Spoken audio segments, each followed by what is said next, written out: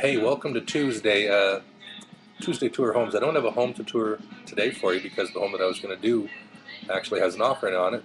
So I have another one lined up to do next week. I won't be upset if it has an offering on it as well, but it's a really neat home, so hopefully I can get it through because I haven't done one of these uploads with my digital yet, so I'm anxious to see how it works. So what I thought I'd do today is clear up some misconceptions on the Competition Bureau and what the media has been reporting out there as to what's going on between the Competition Bureau, MLS, and everything else. We have a vote coming up on the 24th. I personally don't have a lot of information on it as well. Like, they're not giving us, as realtors, a lot of information. They're just saying you have to vote. Don't know what I'm voting on. From the understanding that I have about what the Competition Bureau is asking us to do, we already do. We've always done. So I don't understand what's up or by. Sure, I just don't get it. But what I can tell you is what's not going to happen. And number one here is it's not going to give the public direct access to the MLS system or Realtor.ca. I think that's the big thing. People are running around thinking that they're going to have access to what I pay for, and you're not. You're still not going to, unless you can use a realtor and list your house, that's fine, but you're not going to be able to sit there and use my Filogix program and check out everything that's on the internet. You're not going to have that access. So, sorry to burst your bubble, that's not going to happen. Membership pillar has not changed, and the MLS system remains a member-to-member service, like I just said. Does not require brokerages to change their business models.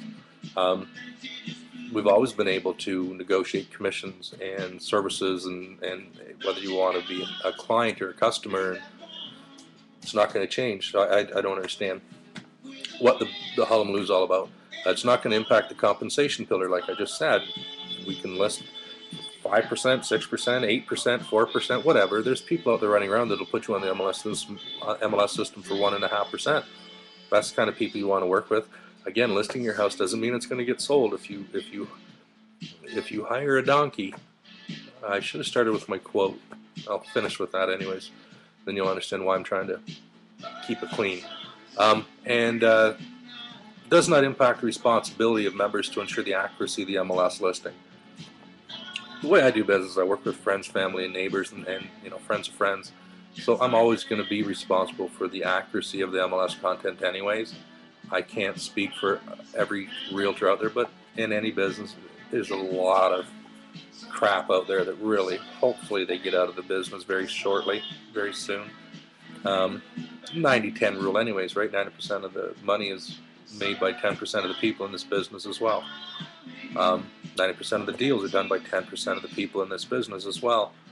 I think that it's at least been 80-20 rule, but public has gotten more intelligent and they want to be treated better too. So I have no problem with any of that. So what they're saying is our real estate board cannot prevent or discriminate against mere postings or against members who offer mere postings.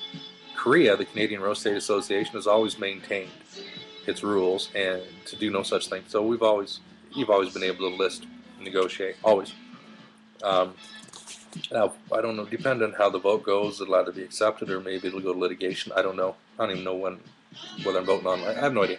Anyway, so I just wanted to read a couple of different statements here in response. One of the risks of allowing unrepresented listings onto our MLS system is that it potentially undermines the reliability of the system, this guy says. The facilitator is apparently going to be responsible for the accuracy, but what about the offering price? If a facilitator offering customer service only is offered a non-refundable fee and is not otherwise vested to the listing or its outcome, who's going to sift through all this for the meeting?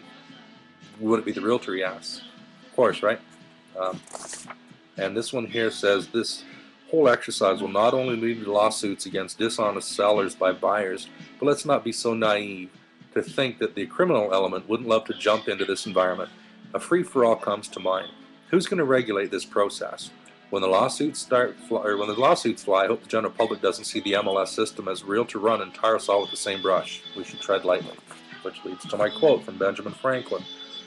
Remember not only to say the right thing at the right place, but far more difficult still, to leave unsaid the wrong thing at the most tempting moment. And that's what I have done.